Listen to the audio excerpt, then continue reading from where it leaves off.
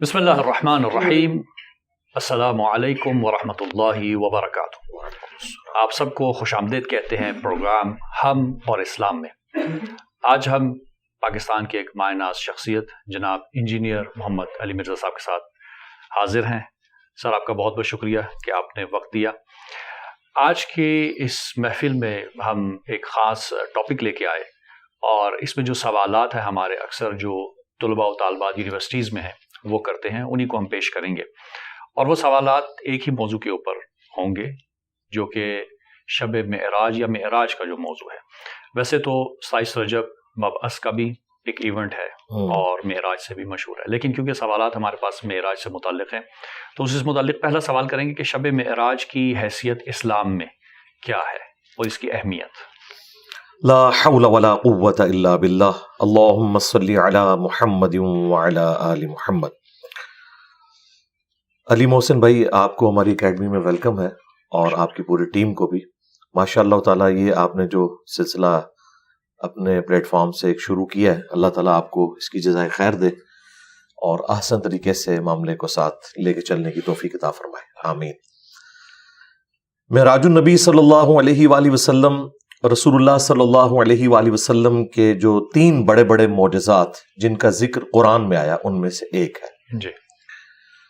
سب سے بڑا معجزہ جو قرآن میں ذکر ہوا وہ قرآن حکیم خود ہے۔ انا نحن نزلنا الذکر وانا لہ لحافظون، ختم نبوت کی برکت سے اس کی حفاظت کی ذمہ داری بھی اللہ تعالیٰ نے خود لے لی، اور قرآن حکیم کا معجزہ ہونا یہ سورۃ العنکبوت میں ذکر ہوا کہ اے نبی اس قرآن کے نزول سے پہلے نہ تو آپ اپنے دائیں ہاتھ سے کچھ لکھ سکتے تھے اور نہ آپ کتاب میں سے کچھ پڑھ سکتے تھے، ورنہ یہ چیز کافروں کو شک میں مبتلا کر دیتی کہ یہ کتاب آپ نے خود لکھی ہے۔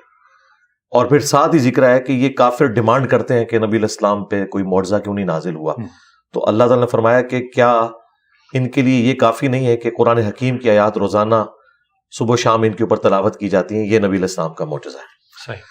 دوسرا بڑا معجزہ جو قرآن میں آیا وہ شق القمر والا واقعہ ہے۔ جی۔ سورۃ القمر کے سٹارٹ میں ہی اللہ تعالیٰ نے ذکر کیا۔ اور تیسرا جو معجزہ ہے جو قرآن حکیم میں رپورٹ ہوا وہ الاسراء والمعراج کا معجزہ ہے۔ صحیح۔ بیسیکلی یہ پبلک میں جو ٹرم مشہور ہو گئی وہ تو شب معراج والی تھی۔ جی۔ یہ 2 حصے ہیں، الاسراء والمعراج۔ الاسراء رات کے سفر کو کہتے ہیں جو نبی علیہ السلام کا سفر مبارک بیت اللہ سے لے کر بیت المقدس تک تھا، صحیح۔ اور دوسرا حصہ اس کا المعراج ہے جو آسمانوں کا سفر تھا بیت المقدس سے سدرۃ المنتہا تک۔ صحیح۔ یہ 2 چیزیں مل کر ایک معجزہ ہے الاسراء والمعراج۔ الاسراء کا ذکر جو ہے وہ سورہ بنی اسرائیل کے سٹارٹ میں ہے، سبحان الذی، ہاں جی، اسی وجہ سے الاسراء اسی کو کہا جاتا ہے سورت، اس سورت کے 2 نام ہیں۔ اور جو معراج والا سفر ہے اس کا ذکر جو ہے وہ سورۃ النجم کے اندر ہے۔ صحیح۔ تو یہ معجزہ ملا کر الاسراء والمعراج ہے۔ یہ نبی علیہ السلام کا وہ معجزہ ہے جو آپ کے ساتھ خاص ہے اور کسی پیغمبر کو یہ نصیب نہیں ہوا۔ نمبر 2، قرآن حکیم میں اس کا آنا ایک بہت بڑی بات ہے۔ باقی نبی علیہ السلام کے جتنے معجزات ہیں وہ ہم احادیث سے ثابت کرتے ہیں، لیکن یہ وہ 3 بڑے معجزات یعنی قرآن حکیم اور اس کے بعد شق القمر والا واقعہ اور تیسرا یہ معراج شریف کا وہ واقعہ ہے جو قرآن میں رپورٹ ہوا۔ اس اعتبار سے نبی علیہ السلام کی زندگی میں ایک، آپ سمجھ لیں، آپ کے لیے ایک انٹرٹینمنٹ اللہ تعالیٰ نے کی مکی دور کے اینڈ کے اوپر جا کے، جب نبی علیہ السلام کی 13 سال کی جو محنت ہے اس کے بعد آپ صلی اللہ علیہ وآلہ وسلم کو ایک ریکریشنل ٹرپ کروایا گیا، اور اس میں پھر اللہ تعالیٰ نے اپنی قدرت کی کافی ساری نشانیاں دکھائیں۔ تو مسلمانوں کے لیے تو یہ بہت اہمیت کی چیز ہے، نبی علیہ السلام کے لیے معجزہ ہے۔ صحیح۔ اچھا، جب معراج کا ذکر آتا ہے تو بعض علماء نے تاریخوں میں لکھا بھی کہ ایک اوپن ہارٹ سرجری بھی ہوئی تھی، تو اس کی کیا آپ کہیں کہ کیا پروفز ہیں، کیا واقعاً نبی جو ہے وہ اس قابل نہیں تھے اور واقعاً ان کو پاکیزگی کی ضرورت تھی؟ کیونکہ ہمارے ہاں عقیدہ یہ بھی ہے کہ نبی ہوتا ہے بچپن سے ہی، ایسا نہیں ہے کہ وہ بعد میں اس کو نبوت ملی اور اس کو پاکیزگی ملی۔ نبی پیدائش سے لے کر اپنی وفات تک اللہ تعالیٰ کی حفاظت میں ہوتا ہے۔ صحیح۔ وہ اعلان نبوت جس وقت مرضی کرے، اللہ تعالیٰ جب چاہتا ہے وہ اسے مبعوث فرما دیتا ہے۔ صحیح۔ یہ جو ہارٹ سرجری والا معاملہ ہے یہ نبی علیہ السلام کے ساتھ صرف شب معراج نہیں ہوا، اس سے پہلے بھی ایک دفعہ ہوا۔ شب معراج کے حوالے سے صحیح بخاری صحیح مسلم میں آتا ہے کہ نبی علیہ السلام کا سینہ چاک کیا گیا، آپ کا دل جو ہے وہ دھویا گیا زمزم کے ساتھ، اور اس کا جو تشت تھا، جو برتن تھا، وہ جنت سے حضرت جبرائیل علیہ السلام لے کے آئے تھے، اور نبی علیہ السلام کے دل میں ایک خون کا لوتھڑا وہ ریموو کیا گیا. یہ سب باتیں سمبولک ہیں. دیکھیں انبیاء کرام کی جو معصومیت ہے نا، اس کو ذرا کلیئر کر لیں. ہماری پبلک میں شاید انبیاء کرام کا کانسیپٹ اس طرح بتایا گیا ہے گویا کہ وہ کوئی روبوٹ ہے اور ان کے کوئی احساسات نہیں ہیں، یا ان کے اندر گناہ کی طرف مائل ہونے کا مادہ موجود نہیں. مادہ موجود ہے لیکن خوف خدا کی وجہ سے وہ گناہ کرتے نہیں ہیں. اس میں ان کی فضیلت ہے، نہ کہ یہ کہ انہیں فرشتہ ہی بنا دیا جائے، ورنہ تو پھر فرشتے افضل ہوئے. تو انبیاء کی یہ خاصیت ہے کہ وہ گناہ کا مادہ ہونے کے باوجود گناہ کی طرف مائل نہیں ہوتے، گناہ میں اٹریکشن کے باوجود وہ اس سے نفرت کرتے ہیں اور اس طرف مائل نہیں ہوتے. اس کا ثبوت سورہ یوسف میں ہے کہ یوسف علیہ السلام بھی اس عورت کا قصد کر لیتے اگر اپنے رب کی برہان نہ دیکھتے. تو اگر پبلک کا کانسیپٹ مانا جائے جو عوام الناس میں معصومیت کا یا عصمت انبیاء کا عقیدہ ہے، وہ تو قرآن کی روح سے تو پھر فیل ہو جائے گا. اللہ تعالیٰ فرمایا کہ یوسف علیہ السلام بھی قصد کر لیتے اگر رب کی برہان نہ دیکھتے. ان کا کانسیپٹ تو یہ ہے کہ وہ قصد کبھی بھی نہ کرتے. نہیں، اللہ تعالیٰ نے اسپیشل پروٹیکشن دی ہے. جی کیا چیز؟ اختیار. یہ کہتے ہیں اختیار ان نبی کے پاس نہیں، اختیار نہیں ہے تو پھر تو ان کی فضیلت ہی ختم ہو جائے گی بھائی. صحیح. پھر فرشتوں میں انسانوں میں کیا فرق رہے گا؟ ہم انبیاء کرام کی فضیلت کو ختم نہیں کرنا چاہتے. ہم کہتے ہیں ان کے پاس اختیار بھی ہے، اٹریکشن بھی موجود ہے، اس کے باوجود وہ خوف خدا کی وجہ سے بچ جاتے ہیں. یہ ہے عصمت. اگر یہ اس طرح کا کانسیپٹ ہم عصمت کا مانیں گے تو پھر قرآن پاک کے کن کن واقعات کا ہم انکار کریں گے؟ کہ یہ معاملات قرآن میں تو رپورٹ ہوئے ہیں. حضرت آدم علیہ السلام کی اجتہادی خطا کا ذکر آیا، ہم اسے گناہ نہیں کہتے. حضرت موسیٰ علیہ السلام سے بندہ مر گیا، نوح علیہ السلام نے اپنے کافر بیٹے کے لیے دعا کر دی اور اللہ تعالیٰ نے اس میں بڑے سخت الفاظ استعمال کیے، نوح جاہلوں میں تو نہ ہو. تو یہ چیزیں ہیں. عصمت انبیاء یہ ہے کہ اللہ تعالیٰ انبیاء کرام کو گناہوں سے محفوظ رکھتا ہے، وہ گناہ کی طرف مائل نہیں ہوتے خوف خدا کی وجہ سے. اگرچہ گناہ کے لیے اٹریکشن ان میں موجود ہوتی ہے لیکن اللہ تعالیٰ کا خوف اتنا غالب ہوتا ہے. اس کو میں مثال سے سمجھاتا ہوں. آپ کو کئی دن کا فاقہ ہو اور آپ کی پسندیدہ ڈش آپ کے سامنے آ جائے اور وہ کھانا کھانے سے تھوڑی دیر پہلے کوئی شخص آپ کے کان میں بتا دے کہ اس میں زہر ہے، تو آپ کو اس کی خوشبو بھی اٹریکٹ نہیں کرے گی. اگرچہ آپ کی طلب ہو رہی ہوگی لیکن آپ کہیں گے چھوڑے اس کو، اس کے اندر زہر قاتل چھپا ہے.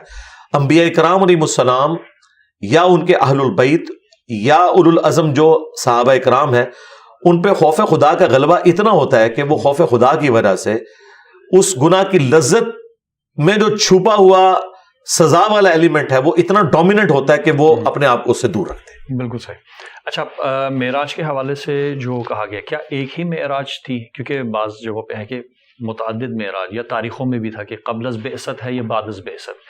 اس میں بھی اکثر الجھایا جاتا ہے. جنرل پبلک پوچھنا چاہتی ہے کہ کیا ایک تھے یا نہیں، کیونکہ مختلف اوقات میں ہوئے تو اس لیے اس طرح کی الجھن. دیکھیں، جو الاسراء والمعراج مشہور ہے جس کو ہم ذکر کرتے ہیں، وہ تو ایک ہی دفعہ ہوا ہے. صحیح. اور وہ نبی الاسلام کو جسم اور روح دونوں کے ساتھ کروایا گیا. اچھا. جو روحانی معراج والا معاملہ ہے انبیاء کرام کے ساتھ وہ ہوتا ہے. بخاری مسلم میں حدیث ہے کہ نبی علیہ السلام پر جو وحی کا آغاز ہے وہ سچے خوابوں سے ہوا. آپ رات کو ایک خواب دیکھتے تھے اور صبح وہ واقعہ ہو جاتا تھا. یہ آپ کو سگنل ملنے شروع ہوئے. پھر صحیح مسلم میں حدیث ہے، میں اس پتھر کو بھی پہچانتا ہوں جو بعثت سے پہلے مجھے سلام کیا کرتا تھا. یہ سگنل آنا شروع ہو گئے. پھر نبی علیہ السلام کا دل اچاٹ ہوا دنیا سے. آپ علیہ السلام غار حرا میں عبادت کرنا شروع ہو گئے اور پھر وہاں پہ باقاعدہ قرآن پاک کی وحی کا آغاز ہوا، جو وحی مطلوع ہے جس کی تلاوت کی جاتی ہے. لیکن وہ والی جو وحی ہے جو خواب کے ذریعے ہوئی وہ تو پہلے سٹارٹ ہو گئی تھی. اور انبیاء کرام کے خواب وحی الہی ہوتے ہیں. قرآن حکیم میں سورہ الصافات میں ابراہیم علیہ السلام کو اللہ تعالیٰ نے خواب کے ذریعے یہ حکم دیا تھا کہ وہ اپنے بیٹے کی قربانی کریں. قرآن حکیم یعنی اس میں جڑ موجود ہے اس عقیدے کی. پھر بخاری مسلم میں حدیث ہے کہ خواب نبوت کا 46واں حصہ ہے. تو خوابوں کے ذریعے انبیاء کرام کے لیے تو ڈیفینیٹ وحی الہی ہوتی ہے، اس میں شیطان کی دخل نہیں. غیر نبی کے خواب میں شیطان کی دخل ہو سکتی ہے. الاسراء والمعراج والا جو واقعہ ہے جو ہم ایک معجزے کے طور پر پروڈیوس کرتے ہیں لوگوں کے سامنے، اگر وہ صرف خواب والا معاملہ ہوتا تو کفار مکہ کو بھی ماننے میں کوئی آر نہ ہوتی. صحیح. انہوں نے جو انکار کیا خواب میں تو انہوں نے کہا ٹھیک ہے خواب میں تو جو مرضی آپ دیکھتے رہے, لیکن یہ بیداری میں واقعہ تھا اور اس کا معجزہ ہونا اس اعتبار سے ایکسٹراڈنری ہونا اسی وجہ سے ہے کہ یہ سب کچھ بیداری میں ہوا. البتہ اس کا موڈ برزخی ہے, کوئی اسے آبزرو نہیں کر سکتا کہ وہ یہ کہ میں اس رات یروشلم میں ہوتا تو میں انبیاء کرام کو دیکھ لیتا. بھئی وہ اندر بھی موجود ہوتا نہ دیکھ سکتا, صحیح, کیونکہ یہ برزخی موڈ ہے. موسیٰ علیہ السلام کو صحیح مسلم میں آیا کہ میں نے قبر میں نماز پڑھتے ہوئے دیکھا, تو وہ اللہ تعالیٰ نے معجزانہ طور پہ وہ چیز دکھائی ہے, وہ عام بندہ اسے آبزرو نہیں کر سکتا. ایک برزخی موڈ ہے, ان سین بیریئر ہے. اچھا, اب جب یہ سفر شروع ہوا, کیونکہ سورہ اسراء کی جب ہم بات کرتے ہیں تو خداوند متعال نے کہا کہ رات کی سیر کروائی مسجد الحرام سے مسجد اقصی, اور پھر تو یہ جسم کیسے اوپر چلا گیا؟ محدودیت نہیں ہے؟ نہیں, اوپر تو بعد میں گیا نا, پہلے تو ٹریول کیا براق کے ذریعے. وہ ایک سواری آئی, اللہ تعالیٰ نے اسپیشل حضرت جبرائیل علیہ السلام کے ذریعے وہ سواری براق, اس کے ذریعے یہ آلموسٹ اس زمانے میں تو آپ سمجھ لیں 40 دن کا سفر تھا جو پیدل سفر کیا جاتا تھا. تو اس میں واقعی ایک معجزہ ہے, ایک رات میں چلے جانا نبی علیہ السلام کا. تو یہ چونکہ ایک چیز معجزہ ہے, اسے سائنس کے ساتھ کسی بھی طریقے سے ریلیٹ کرنے کی ضرورت نہیں. اور یہ جتنے مفکرین معجزات کو سائنس کی نظر سے دیکھتے ہیں یہ بالکل ظلم کر رہے ہیں, انہیں پتہ ہی نہیں ہے کہ کس بد عقیدگی کا شکار ہے. اگر کسی بھی نبی کا کوئی معجزہ سائنٹیفکلی ثابت ہو جائے تو وہ معجزہ نہیں رہے گا, کیونکہ معجزے کا مطلب ہے عقل کو عاجز کر دینے والی چیز. فزیکل فینومینا آف نیچر میں جو چیز آتی ہے اسے توڑنے کا نام معجزہ ہے. کیونکہ بھی ڈسکشنز ہیں نا کہ بھائی کس طرح سے یہ سائنس کیا پروف کر سکتی ہے, نہیں کر سکتی. لامحدود کے کاموں کو محدود ذہن میں لانے, سائنس اگر ثابت کرے گی نا جی اس کو تو معجزہ نہیں رہے گا, یہ ذہن میں رکھیے گا. یہ ان علماء کو, ان مفکرین کو پتہ ہی نہیں ہے کتنا خطرناک کھیل کھیل رہے ہیں. مثلا نبی علیہ السلام کے بارے میں صحیح بخاری میں آتا ہے, ایک صحابی جن کی پنڈلی ٹوٹ گئی تھی, آپ نے اپنا دستے اتھر اس کے اوپر پھیرا, وہ اسی وقت بالکل ٹھیک ہو گئی. اب ایک میڈیکل کی فیلڈ کا بندہ آپ کو بتا سکتا ہے کہ یہ سائنٹیفکلی پاسبل نہیں, اس کے لیے کیورنگ پیریڈ 6 سے 10 ہفتے تک آلموسٹ چاہیے, فوراً اس کا ٹھیک ہو جانا. یہ فزیکل فینومینا آف نیچر, قانون قدرت کو توڑنے والی چیز ہے. حضرت ابراہیم علیہ السلام کے لیے آگ کا ٹھنڈا ہونا یہ سائنٹیفکلی کیسے ثابت کریں گے؟ آگ تو ہمیشہ جلاتی ہے. یہ نان سائنٹیفک ہو جائے گا معاملہ, سائنس کے بالکل الٹ, فزیکل فینومینا آف نیچر کا اللہ تعالیٰ پابند نہیں ہے. لہٰذا یہ معراج کے سفر کو, آسمانی سفر کو آئنسٹائن کی تھیوری کے ساتھ ریلیٹ کرنا بالکل بنتا ہی نہیں. وہ بالکل اپوزٹ چیز ہے. انہوں نے تو میرا خیال ہے تھیوری آف ریلیٹیوٹی بھی نہیں پڑھی ہوئی ہے, اس میں تو اس طریقے سے بات ہی نہیں ہوئی ہے. اور پھر اگر ان چیزوں کو آپ لے کے چلیں گے تو نبی علیہ السلام نے تو کوئی خلائی لباس بھی نہیں پہنا ہوا تھا. بالکل صحیح. اتنی سپیڈ کے ساتھ تو ڈسکوری شٹل جب واپس آ رہی تھی تو اس کے ساتھ کیا ہو گیا تھا. ٹھیک ہے, تو یہ اس کو سائنٹیفکلی ثابت کرنے کی کوشش کرنا یہ بالکل ظلم پہ مبنی ہے, یہ ٹوٹلی معجزہ ہے. حضرت عیسیٰ ابن مریم کا بغیر باپ کے پیدا ہونا کوئی اس کا سائنٹیفک آپ پروف نہیں دے سکتے, یہ معجزہ ہے. ان کا مردوں کو زندہ کرنا یہ معجزہ ہے, سائنس اسے ریپروڈیوس نہیں کر سکتی. لہٰذا اس چیپٹر کو تو بالکل کلوز کر دیں. رہا انبیاء کرام کو بنیاد بنا کر لوگوں کا مختلف شعبدوں کا ذکر کرنا کہ ہم بھی یہ کر سکتے ہیں, وہ تو بالکل فراڈ کے اوپر مبنی ہے, کیونکہ اللہ تعالیٰ صرف پیغمبروں کو منواتا ہے. پیغمبروں کے علاوہ جتنی ہستیاں ان کو منوانا اللہ تعالیٰ نے کوئی اپنے ذمہ کرم پہ نہیں لیا ہوا. لہٰذا ان کے بارے میں جو کہانیاں مشہور ہیں ہم انہیں کہانیاں کہتے ہیں, انبیاء والی بات تھی. اچھا, یہاں پہ ایک بات کلیئر کرنی ضروری ہے, کیونکہ ہمارے ہاں نا ہر کوئی کرامات کو بھی معجزہ کہتے ہیں. جب ہم لفظ معجزہ انبیاء کے لیے استعمال کرتے ہیں اس کا معنی کیا ہے, اس کی تعریف کیا ہے؟ کیونکہ ظاہر کرامتیں یا ایکسٹراڈنری کوئی کام ہو جاتا ہے کہتے ہیں جی معجزہ ہو گیا, تو اس میں کیا فرق ہے؟ جی فرق ہے اس اعتبار سے کہ معجزہ اگرچہ عربی میں لفظ استعمال ہوتا ہے عقل کو عاجز کر دینے والی چیز, لیکن قرآن و سنت میں اس کے لیے ٹرم معجزہ نہیں ہے, آیتن ہے, اللہ کی نشانی. ٹھیک ہے, معجزہ علم الکلام کی ایک ٹرم ہے جو چل رہی ہے. اچھا, اس کے ایکویلنٹ جو فزیکل فینومینا آف نیچر کو توڑنے والی کوئی چیز یا ایک روٹین سے ہٹ کے ہونے والی چیز, ہاں جی, اس کو اگر غیر انبیاء میں کوئی دیکھتا ہے یا کوئی چیز آتی ہے تو اس کے لیے کرامت کا لفظ استعمال کیا جاتا ہے وہ بھی آیاتن ہی ہے, لیکن کرامت اس لیے بولا جاتا ہے کہ اس کے اوپر اسپیشل اللہ تعالیٰ نے اکرام فرمایا, اس پہ اللہ تعالیٰ کا کرم ہوا. لیکن خواہ معجزہ ہو یا کرامت ہو, انبیاء کے لیے ہو غیر انبیاء کے لیے ہو، یہ کوئی کمپیٹنسی نہیں ہے کہ کوئی شخص کر کے دکھا دے. مثلاً اگر کر کے دکھا سکتے ہوتے تو موسیٰ علیہ السلام نے جب پہلی دفعہ اپنا عصا پھینکا تھا تو قرآن کے الفاظ ہیں کہ وہ جب اژدہا بنا تو موسیٰ علیہ السلام وہاں سے بھاگ گئے اور مڑ کے دیکھا بھی نہیں، ڈر گئے. اگر وہ انہوں نے خود بنایا ہوتا تو ڈرتے تو نا. ان کی زندگی میں وہ پہلا ایکسپیرینس تھا. پھر آگے چلیں، جب رسیاں سانپ نظر آئیں لوگوں کو جادوگروں کی، اس وقت بھی موسیٰ علیہ السلام دل میں خوف کھا گئے. کیوں خوف کھا گئے؟ کہ میرا معجزہ بھی یہی تھا، انہوں نے بھی نظر بندی کر دی. اللہ تعالیٰ نے فرمایا کہ تو عصا پھینک. ان کے دماغ میں بھی نہیں تھا کہ اب عصا کیا کرے گا. عصا نے یہ کیا کہ نہ صرف وہ اژدہا بنا بلکہ سیکنڈ سٹیپ اس نے طے کیا، وہ ان کو بھی کھا گیا. پھر تیسرا موقع آیا جب سمندری جھیل پار کرنے کی، اس وقت ساتھیوں نے کہا آپ نے مروا دیا. اللہ تعالیٰ نے پھر وہی کی.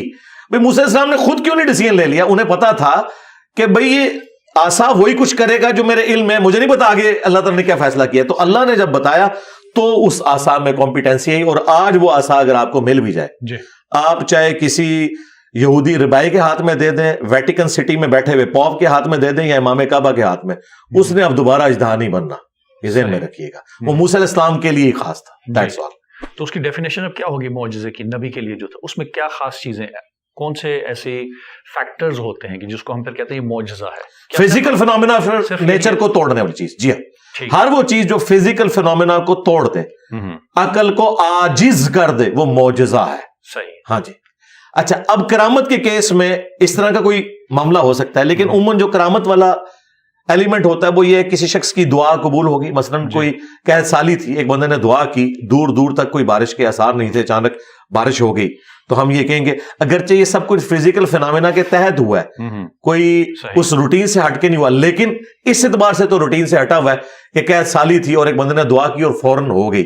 ایسا ہو جاتا ہے. اسی طریقے سے کسی نے کسی شخص کے حق میں بددعا کی اور وہ قبول ہو گئی، ایسا معاملہ ہو سکتا ہے. لیکن انبیاء کرام کے کیس میں specifically physical phenomena of nature کو توڑا جاتا ہے. آپ جتنے معجزات بھی دیکھیں گے قرآن حکیم میں رپورٹ ہوئے ہیں، ان میں آپ کوئی ایک معجزہ بھی ایسا نہیں بتا سکتے جو فزیکل فینومینا آف نیچر کو توڑنے والا نہ ہو. لہٰذا سائنٹیفکلی کوئی معجزہ ریپروڈیوس نہیں ہوگا. صحیح ہے. کوئی معجزہ فعلاً ریپروڈیوس نہیں ہو سکتا جب تک کہ کوئی نبی نہ ہو. معجزے کے حوالے سے گفتگو ہو رہی تھی اور ڈیفینیشن کی ہم بات کر رہے تھے. جب شب معراج کی بات ہوتی ہے، ظاہر ہے ایک معجزہ، بارز معجزہ جو قرآن مجید میں اس کا ذکر آیا، تو براق کے اوپر بیٹھ کے رسول خدا صلی اللہ علیہ وسلم نے سفر کیا، اور جب سدرۃ المنتہا کا ذکر آتا ہے تو حدیث میں ذکر ہے کہ جبرائیل رک گئے اور کہا کہ اس سے آگے میں نہیں جاؤں گا. تو کیا وجہ تھی؟ کیا جبرائیل یا ملائکہ کو اس مقام پہ جانا منع تھا، یا کوئی خاص ایسی جگہ تھی جہاں پہ ملائکہ کی آج تک پہنچ نہیں ہے؟ سدرۃ المنتہا کا مطلب یہ ہے یہ انتہائی مقام ہے، منتہا ہے. اس کے بعد مخلوق آگے نہیں جا سکتی. صحیح. ہمارے پاس ذخیرہ احادیث میں کوئی ایسی حدیث موجود نہیں ہے جس میں کوئی یہ ثابت کر سکے کہ رسول اللہ صلی اللہ علیہ وآلہ وسلم سدرۃ المنتہا سے آگے گئے ہیں. اچھا. نبی علیہ السلام کی معراج کا بھی آخری مقام یہی تھا. صحیح. بخاری میں اتنا ملتا ہے کہ میں نے کلموں کے چلنے کی آواز سنی سدرۃ المنتہا کے اوپر. رسول اللہ کی جو اللہ تعالیٰ سے ملاقات ہوئی ہے جیسا کہ اس کی شان کے لائق ہے، اس میں دیدار شامل نہیں ہے، وہ الگ سے ایک ٹاپک ہے.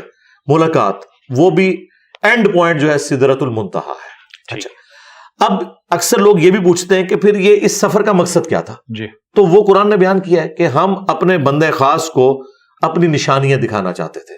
سورۃ الاسراء کے سٹارٹ میں وہ نشانیاں کہاں سے سٹارٹ ہوئیں؟ وہ سنن نسائی میں حدیث تفصیل کے ساتھ موجود ہے، اور دلائل النبوہ امام بیہقی کی کتاب میں، کہ نبی علیہ السلام جب بیت اللہ شریف سے نکلے ہیں اس براق پہ، تو سب سے پہلے آپ کو لے جایا گیا ہے حضرت موسیٰ علیہ السلام کے کوہ طور کے اوپر. وہ آپ کو زیارت کروائی گئی ہے.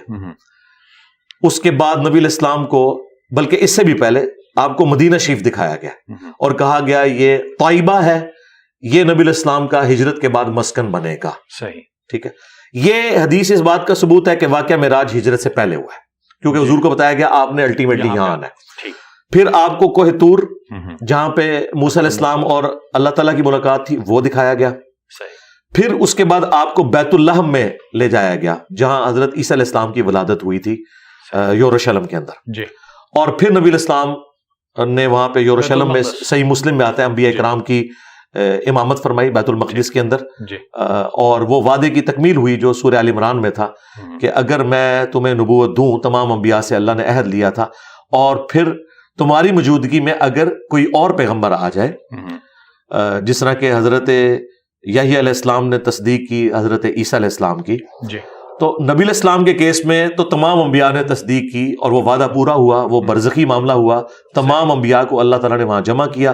صحیح مسلم میں ہے کہ نبی علیہ السلام نے ان کی امامت کی اور حضرت جبرائیل نے آپ کو آگے کیا، یہ اناؤنسمنٹ تھی کہ آپ امام الانبیاء ہیں صلی اللہ علیہ وآلہ وسلم۔ اس کے بعد پھر نبی علیہ السلام نے اپنی سواری ایک چٹان کے ساتھ باندھی تھی وہاں پہ، اسی کے اوپر ڈوم آف دا راک ابھی بنا ہوا ہے، یروشلم میں جو گولڈن ڈوم ہے نا، وہ اس پتھر کے اوپر ہے جہاں سے نبی علیہ السلام آسمانوں کے سفر پہ گئے۔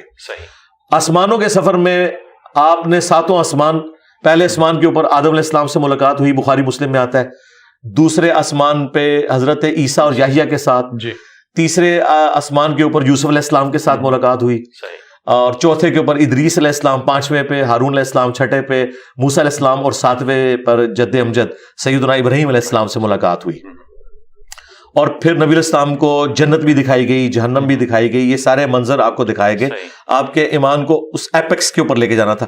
اور آپ کا جو الٹیمیٹ جو مقام تھا نا، وہ تھا سدرۃ المنتہا۔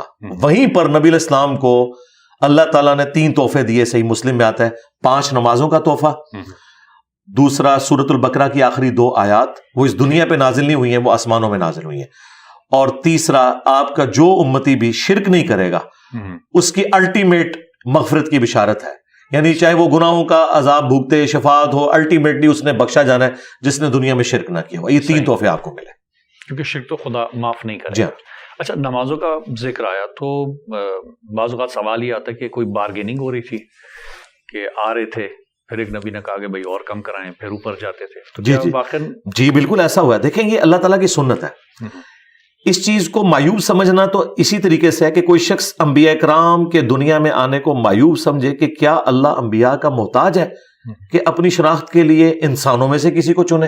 اور یہ کافر اعتراض کرتے بھی تھے کہ فرشتہ کیوں نہیں نازل ہوا قرآن حکیم میں؟ تو اللہ تعالیٰ نے فرمایا یہ میں ڈیسائیڈ کروں گا نا، کہ میں نے اپنے تک پہنچنے کا وسیلہ توسل انبیاء کو بنایا ہے، جو انبیاء کی پیروی کریں گے وہ میرے تک پہنچیں گے، اور جو انبیاء کرام کی پیروی نہیں کریں گے، خواہ وہ اپنے آپ کو جتنا مرضی نیک سمجھیں، جو مرضی اچھے اعمال کریں، اللہ کے حضور وہ 0 سے ملٹیپلائی ہیں جب تک وہ انبیاء کا پیٹرن اڈاپٹ نہیں کرتے۔ یہ بارگیننگ والا جو معاملہ ہے یہ بخاری مسلم دونوں میں رپورٹ ہوا ہے۔ موسیٰ علیہ السلام کے پاس جب نبی علیہ السلام آئے تو انہوں نے کہا کہ حضرت یہ 50 نمازیں تو بہت زیادہ ہیں، مجھے ایکسپیرینس ہے یہ لوگ نہیں پڑھ سکیں گے، ٹھیک ہے آپ کم کروائیں۔ اور پھر یوں 5 کر کے کم ہوئی اور الٹیمیٹلی 5 رہ گئی۔ موسیٰ علیہ السلام اس پہ بھی راضی نہیں تھے، انہوں نے کہا آپ پھر واپس جائیں، یہ بھی زیادہ ہے۔ انہوں نے کہا نہیں، مجھے حیا آتی ہے اس کے بعد، امت کو حیا نہیں آتی، 5 چھوڑ دیتے ہیں، اور اس کو انہوں نے اتنا اپنے لیے ایک آزمائش سمجھ لیا ہے کہ 5 نمازیں جو ہے نا ہمارے لیے بہت زیادہ ہے۔ تو پھر بخاری مسلم کے الفاظ ہے، اللہ تعالیٰ نے فرمایا کہ پھر ہمارا کال بھی نہیں بدلے گا، نمازیں 5 ہوں گی لیکن ایک نیکی 10 کے برابر ہے، جو قرآن میں آیا سورۃ الانعام کے اندر، یہ پڑھیں گے 5 ثواب 50 کا ہوگا۔ یعنی اللہ کا قول بھی اپنی جگہ موجود ہے۔ نبی علیہ السلام کو جو اللہ تعالیٰ نے نوازش فرمائی اور نوازش آپ کے ذریعے پوری امت کے اوپر ہوئی، تو موسیٰ علیہ السلام کے بھی ہم شکر گزار ہیں۔ شکریہ موسیٰ علیہ السلام۔ صحیح، چلیں اچھا، اب یہ جو مناظر دکھائے گئے ظاہر ہے کوئی حکمت تھی، لیکن کیا کوئی مناظر کے بارے میں کچھ بیان ہوا ہے کہ جنت کے کون سے مناظر دکھائے گئے، کیا چیز دکھائی گئی، اور جہنم کے کون کون سے مناظر رسول پاک صلی اللہ علیہ وسلم کو دکھائے گئے؟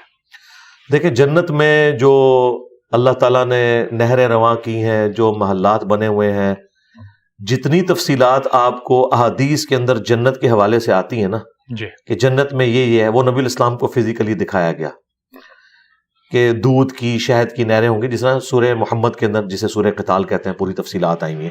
نبی علیہ السلام کو فزیکلی یہ چیزیں دکھائی گئیں کیونکہ انبیاء کا جو ایمان ہے اللہ تعالیٰ نے اس کو حق الیقین تک پہنچانا ہوتا ہے، تو یہ سارے مناظر آپ کو دکھائے گئے۔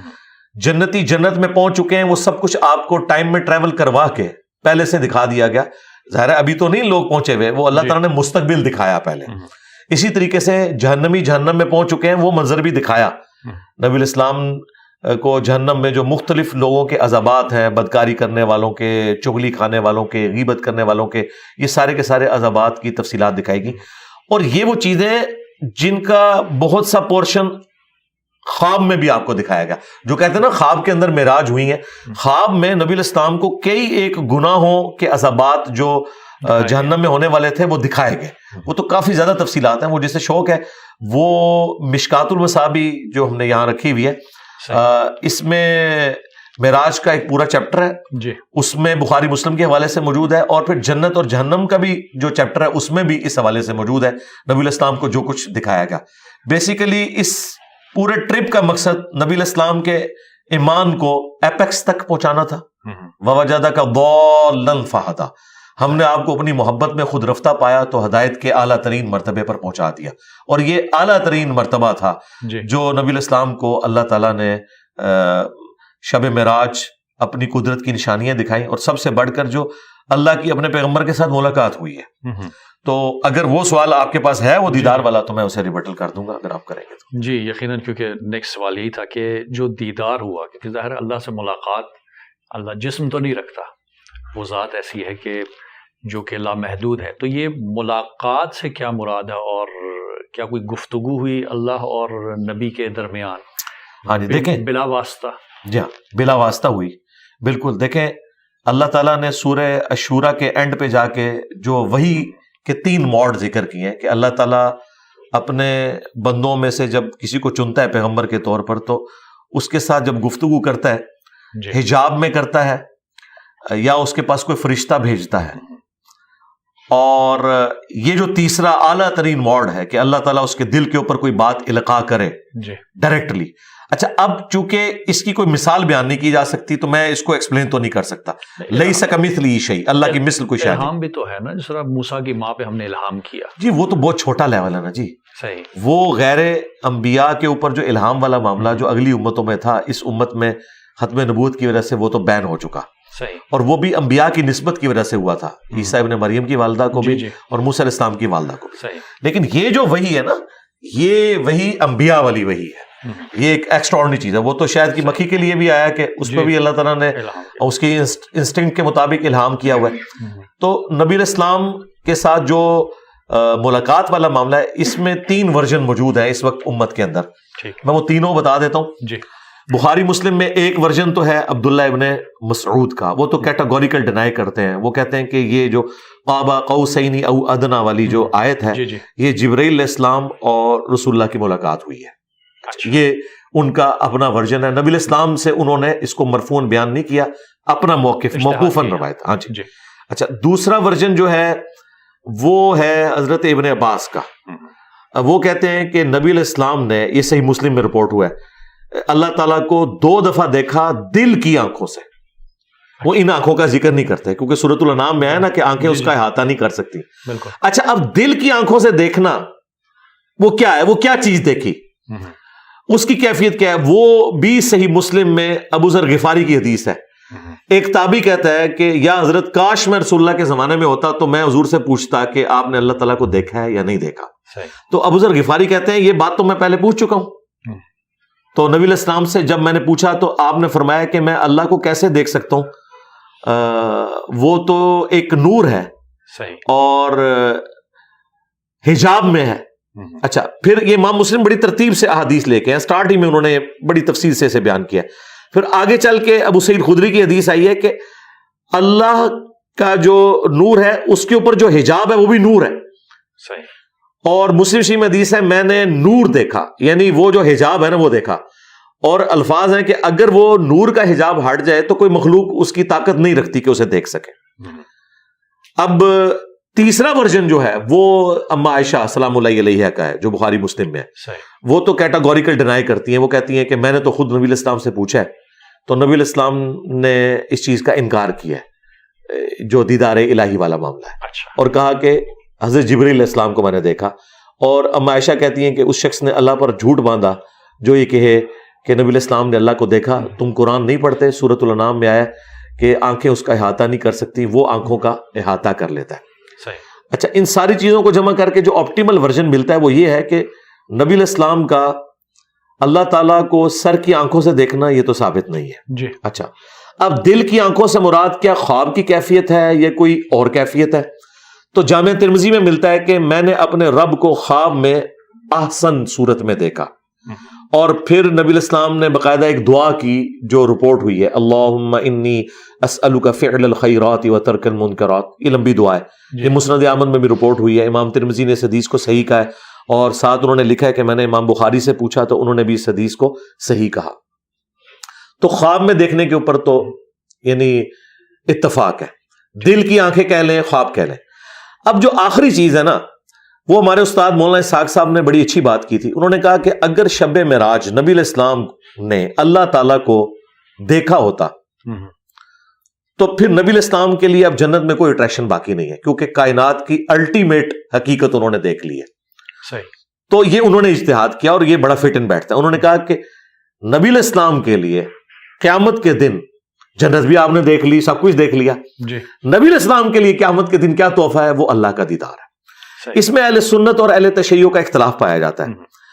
ایک طرف اہل تشیع یہ بھی بات کرتے ہیں کہ مولا علی علیہ السلام اس وقت تک سجدے سے سر نہیں اٹھاتے تھے جب تک اللہ کو دیکھ نہ لے، دوسری طرف وہ کہتے ہیں کہ اللہ کو دیکھا نہیں جا سکتا۔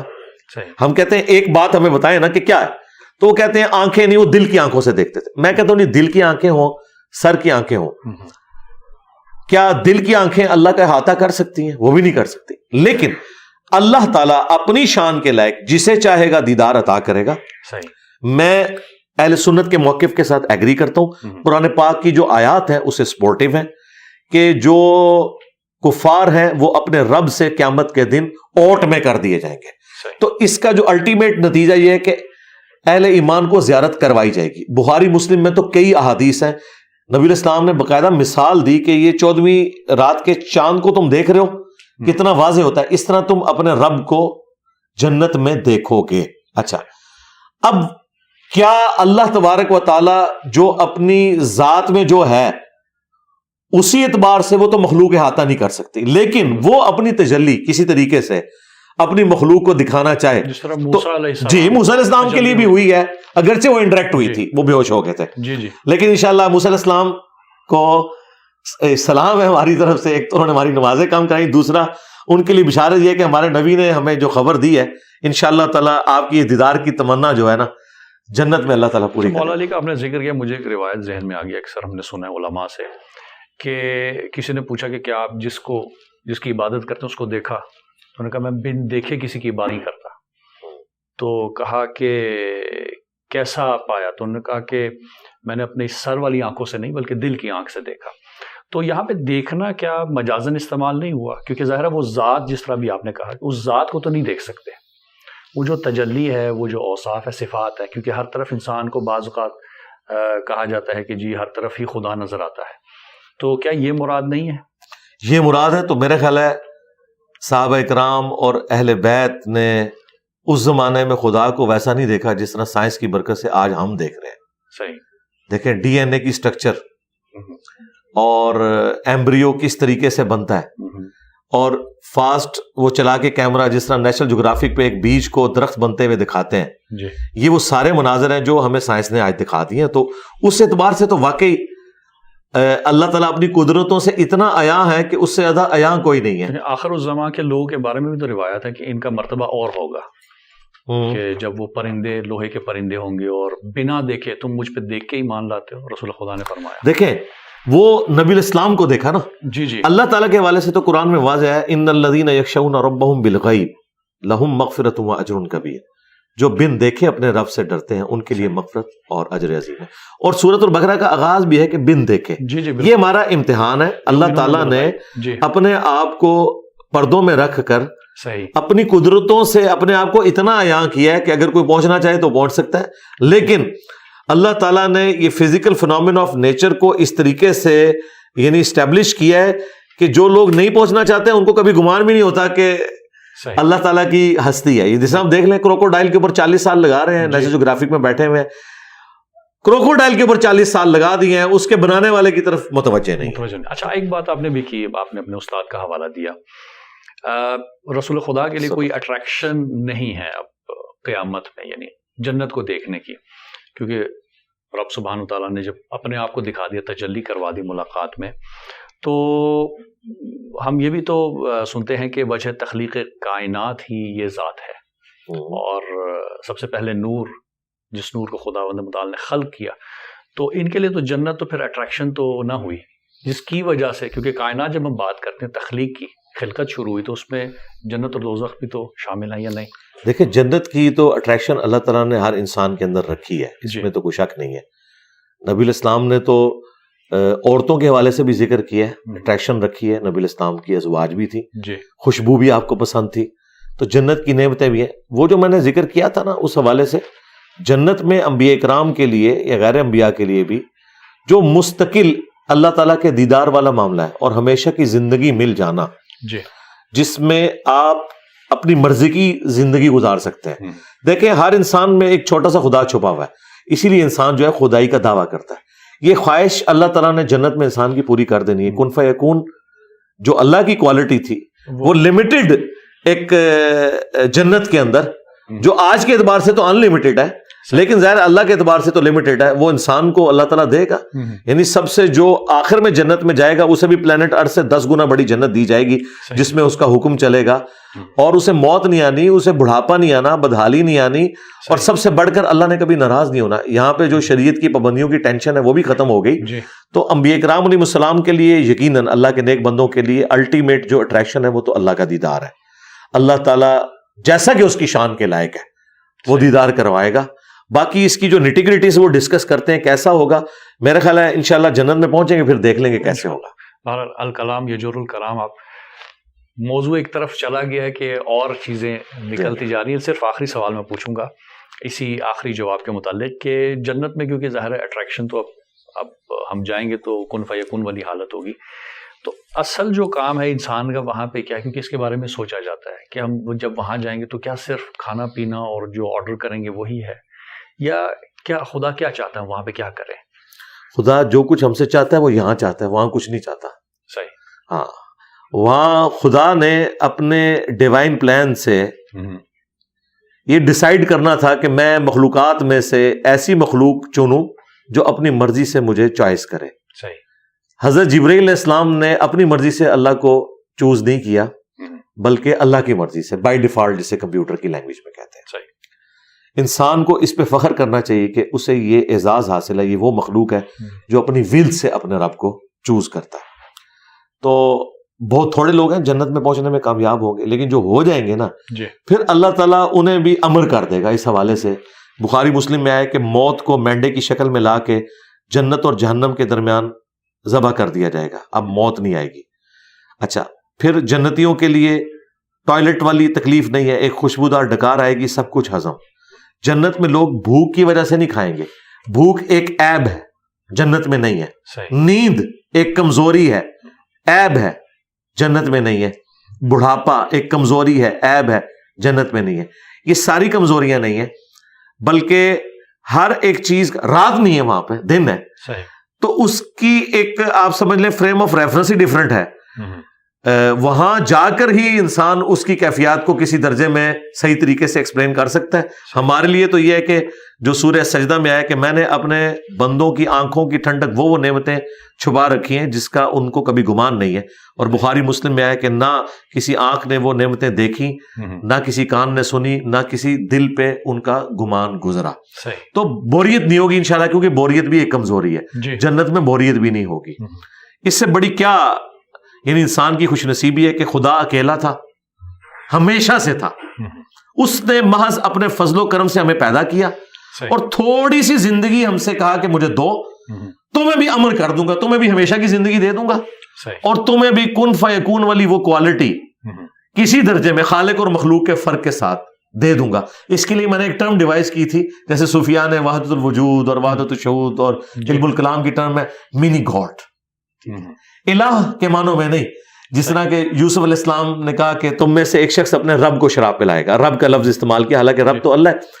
تو یہ اس اعتبار سے کہ ایک کوالٹی تو اللہ کے ساتھ کوئی شیئر نہیں کر سکتا، اور وہ ہے ہمیشہ سے ہونا۔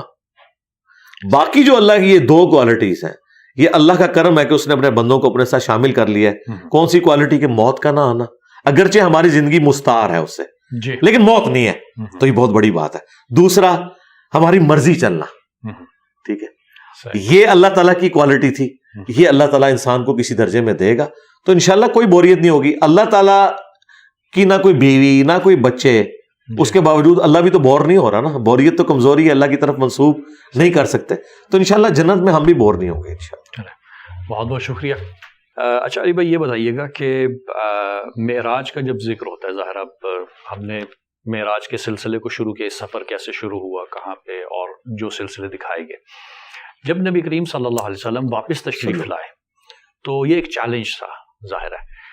اب اس کی خبر صرف آپ کو ہی تھی اور کسی کو نہیں تھی, تو یہ کس طرح سے بات پھیلی, اور پھر مشرکین کا جس طرح سے اس کے اوپر ریاکشن دکھانا, تو اس حوالے سے اگر تاریخی حوالے سے ہمیں دیکھیں, ریاکشن جو ہے وہ تو آیا یقیناً, ایک ایکسٹراڈنری واقعہ, ابھی بھی ریاکشن آئے گا. آج کے اس دور میں بھی آسمانوں کی سیر تو کوئی سوچ بھی نہیں سکتا, تو ظاہر ایک معجزہ تھا, اور انہوں نے جس طرح باقی چیزوں کا مذاق اڑایا اس کا بھی اڑایا, اور وہ ہمیں المعجم الکبیر طبرانی میں تفصیل کے ساتھ ملتا ہے. دلائل النبوہ میں حضرت ابوبکر صدیق رضی اللہ تعالیٰ عنہ کو باقاعدہ ٹونٹ کیا کافروں نے کہ بتاؤ اگر کوئی شخص یہ دعویٰ کرے کہ راتوں رات وہ بیت المقدس گیا ہے, پھر آسمانوں پہ گیا ہے, ان کا یہ تو پاسبل نہیں ہے. تو ان کا تمہارا صاحب یہی کہہ رہا ہے, تو ان کا اگر رسول اللہ کہہ رہے ہیں نا, تو اس سے بڑی چیزیں میں نے مان لی ہوئی ہیں, تو وہ سچ کہہ رہے ہیں, اور اسی بنیاد پہ آپ کا صدیق لقب ٹھہرا. اچھا, اب اس سے اگلا ورژن بھی آیا ہے جو بخاری مسلم میں آیا کہ پھر کافروں نے کہا اچھا اگر آپ واقعی گئے ہیں نا تو ہم آپ سے کچھ کوسچنز کریں گے, آپ ریبٹل کریں ان کو, بتائیں بیت المقدس کے دروازے کتنے ہیں, کتنی سیڑھیاں آپ چڑھے تھے, کلر کیا تھا دیواروں کا, آپ مجھے بتائیں. مجھے 2 سال ہو گئے اس اکیڈمی کی سیڑھیاں چڑھتے ہوئے, میں نے کبھی گن کے تو نہیں چڑھا. ایک انسان جب زندگی میں گئے ایک دفعہ, اور اس کے لیے تو ایک ایکسائٹمنٹ ہی اتنی ہے, ان چیزوں کی طرف تو توجہ نہیں ہوتی. بخاری مسلم کے الفاظ ہیں, میں حتیم کعبہ میں کھڑا تھا اور لوگ مجھ سے سوال پوچھ رہے تھے, میں اتنا پریشان ہوا کہ اعلان نبوت کے بعد پہلی دفعہ میں اتنا پریشان ہوا تھا کہ مجھے ان کی باتوں کے جواب نہیں آ رہے تھے کہ میں نے اب کیا جواب دینا ہے. تو اللہ تعالیٰ نے اسی لمحے بیت المقدس کو اٹھا کے میری نگاہوں کے سامنے کر دیا. حتیم کعبہ میں حضور کھڑے میں ہیں, اور بخاری مسلم کے الفاظ ہیں, میں بیت المقدس کو اپنے سامنے دیکھ رہا تھا. وہ جو مجھ سے پوچھتے تھے نا, بتاؤ کہ فلاں دروازہ کس جگہ پہ ہے, تو میں دیکھ کے بتا دیتا تھا. تو وہ سارے کے سارے پھر خاموش ہو گئے. یہ نبی الاسلام کے ساتھ ایک معجزانہ معاملہ اللہ تعالیٰ نے کیا, اور یہ آپ علیہ السلام کو اللہ تعالیٰ نے کوالٹی عطا فرمائی تھی. قافلہ بھی تو ایک آیا تھا نا. جی, قافلے والا بھی واقعہ رپورٹ ہوا ہے, اور بھی کافی سارے واقعات رپورٹ ہوئے ہیں, لیکن وہ چونکہ تاریخی روایتیں ہیں ان میں کمزوریاں بھی موجود ہوتی ہیں. میں چونکہ کوشش کرتا ہوں کہ جو احادیث کی کتابوں میں جتنی چیزیں رپورٹ ہوئی ہیں نا ان کے اوپر ایمفسائز کروں. اچھا, اب یہ جو سلسلہ ہے معراج کا, یہ قبل از بعثت, کیونکہ ظاہر مدینہ شریف دکھایا گیا کہ آپ کا مسکن یہ ہوگا, تو خود معراج کے حوالے سے اس کے بعد جو رپورٹ ہوئی ہیں کہ کب کب ہوئی, اس کے کیونکہ تاریخی ہمارے پاس موجود ہیں دلائل یا نہیں, بس اسی حد تک علماء نے بیان کیا کہ کچھ اور معراج بھی ہوئے ہیں. جی, اور جو معراج ہے وہ خواب میں تو مختلف مواقع کے اوپر نبی الاسلام کو مناظر نہیں, اس طرح نہیں, یہ معراج ایک ہی ہے. جی اچھا, ہاں جی, اسی لیے آپ دیکھیں اس کے علیحدہ سے چیپٹرز بنے ہوئے ہیں بخاری مسلم میں. معراج کا واقعہ اس کے اوپر باقاعدہ ایک پورا باب ہے, اس میں تفصیلی حدیث موجود ہے. اسی طریقے سے مسلم شریف میں وہ اسی ایک معراج کی طرف ہی اسے ڈسکس کیا جاتا ہے. جسمی اور روحی دونوں اکٹھا کہتے ہیں, تو اس کے اوپر کیا کوئی نص یا کوئی دلیل ہے؟ جی, دلیل موجود ہے. بعض نے اکتفا کیا بعض روایت میں کہ صرف خواب کے عالم میں, بعض نے صرف روحانی معراج کی بات کی. تو یہ جسمی اور روحی جب ہم اکٹھا کرتے ہیں تو اس کے بارے میں دیکھیں, یہ کچھ دور کی کتابوں میں حضرت عائشہ اور حضرت معاویہ کا قول ملتا ہے, لیکن اصول محدثین پہ وہ ثابت نہیں ہے کہ یہ معراج خواب میں ہوئی تھی. صحیح. البتہ صحیح بخاری میں 3 جگہ پہ امام بخاری یہ روایت لے کے آئے ابن عباس سے انہی لوگوں کو جواب دینے کے لیے. سورہ بنی اسرائیل کی آیت نمبر 60 میں آیا ہے کہ ہم نے جو آپ کو وہ رؤیا دکھایا تھا وہ ہم نے آزمائش بنا دیا ان لوگوں کے لیے. اب رؤیا آنکھ سے دیکھنے کو بھی کہتے ہیں, خواب میں دیکھنے کو بھی کہتے ہیں. ابن عباس یہ آیت پڑھا کرتے تھے اور کہتے تھے کہ یہ رؤیا سر کی آنکھوں سے ہے, دل کی آنکھوں سے نہیں ہے. یعنی ابن عباس اعلانیہ یہ کہا کرتے تھے کہ نبی الاسلام کی جو معراج والا معاملہ ہے یہ فزیکل ہے. پھر عبد کا لفظ بھی صرف روح کے اوپر نہیں بولا جائے گا. ہاں ظاہر ہے, کلیئر کٹ ہے. اہل سنت اہل تشیع کا اس کے اوپر اجماع ہے چند ایک آج کل کے کچھ مستقبل میں بھی آنے والے شاید کوئی مفکرین اس طرح کے معاملات کو گود لیں، لیکن ماضی میں ان کے لیے کوئی اصل نہیں موجود. ماضی میں جو احادیث کی کتابیں ہیں وہ بالکل 180 ڈگری دوسری طرف کھڑی ہوئی ہیں. دیکھیں امام بخاری نے باقاعدہ چیپٹر کی ہیڈنگ میں وہ آیت ڈال کے نیچے ابن عباس کا قول ڈالا ہے تاکہ کوئی اس میں باطل داخل نہ کر سکے اور اس کو کہیں روحانی سفر بنانے کی کوشش نہ کرے. یہ معجزہ تھا. مسلمانوں کو قرون اولیٰ میں پتہ ہی نہیں ہے کہ خواب میں بھی کوئی معراج ہوتی ہے، اس طرح کی معراج. وہ خواب میں نبی الاسلام پہ تو ایک نہیں درجنوں دفعہ وہی نازل ہوئی ہے، لیکن یہ جو ایک واقعہ ہے الاسراء والمعراج والا، یہ فزیکل واقعہ. صحیح. اچھا، اب 27 رجب چونکہ ظاہر مبعث کا بھی ایک عنوان ہے اور رسول پاک صلی اللہ علیہ وسلم نے اعلان بعثت یا اعلان نبوت کیا، تو یہ بھی 27 رجب. اچھا، اب کیونکہ یہ دو تاریخیں مل گئی ہیں، اکثر ہمارا ہوتا ہے کہ جب اس قسم کی کوئی خاص تاریخیں جب آتی ہیں تو اس کی جو شب ہوتی ہے اس میں کہا گیا کہ یہ خاص اعمال کریں. تو کیا ہمارے سلسلے روایات میں کوئی اعمال ذکر ہوئے ہیں ان خاص راتوں کے لیے، یا نہیں بس ایسے ہی لکھ دیا کیونکہ فضیلت کی رات ہے؟ یہ صوفیاء کے ہاں ہی کچھ انہوں نے نوافل وغیرہ ذکر کر دی ہیں. احادیث میں تو اس طرح کی کوئی تفصیلات نہیں آتی ہیں.